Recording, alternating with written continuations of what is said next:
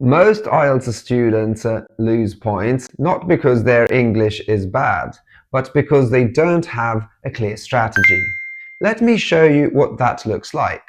Hi everyone, my name is Dr. Bruno Gallo. I'm the founder of Unique University Experience, and I've prepared thousands of students to study abroad and successfully prepare for the IELTS exam. Today, I'm here to talk to you about one of the most common mistakes that students make in the writing section of the IELTS exam, which is not fully answering to the question itself. Before we start, I would like you to subscribe to our channel and click on the notification button so you won't miss the next lesson on this series. And if you want to go any further, you can click the link below and join our IELTS Success Workshop. Here, we will give you all of the tips and advices to nail that Band 7 plus that you deserve. Okay, now we're ready to go. Okay, so one of the biggest problems that IELTS students face in the writing section, it's not fully answering to the task itself. This can happen in task 1, but also in task 2. And we really want to make sure you nail this.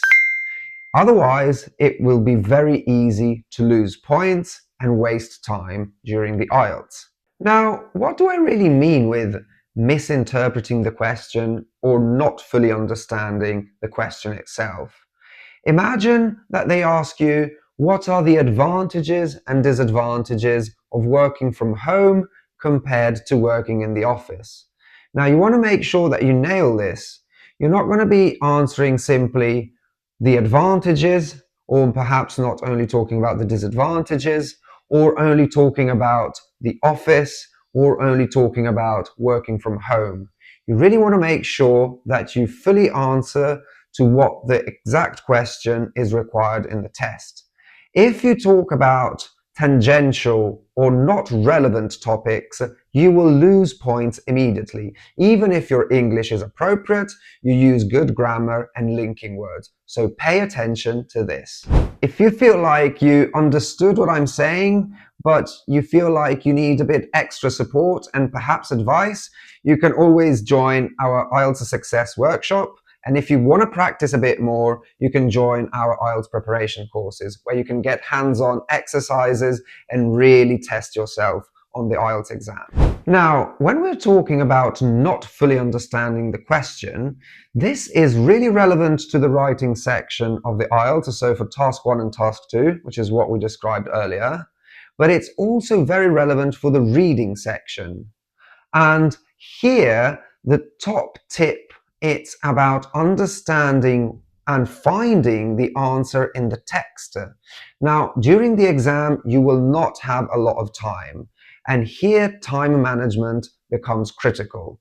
So finding the answer and locating the answer in the text, it's one of the most important things.